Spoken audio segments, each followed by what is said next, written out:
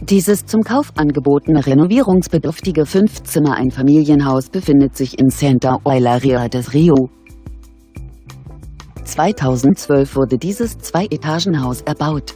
Das Haus verfügt über einen Tiefgaragenparkplatz. Es hat 4 Schlafzimmer und 3 Badezimmer. Die Ausstattung entspricht einem gehobenen Standard.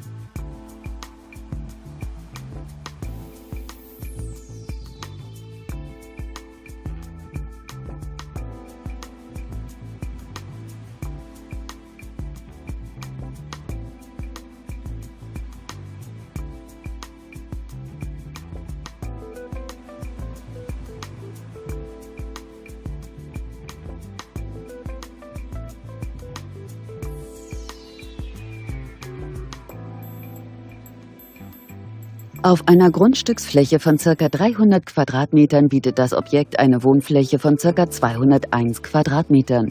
Das Gebäude steht für 1.200.000 € zum Verkauf. Gern beantworten wir Ihre Fragen. Kontaktieren Sie uns.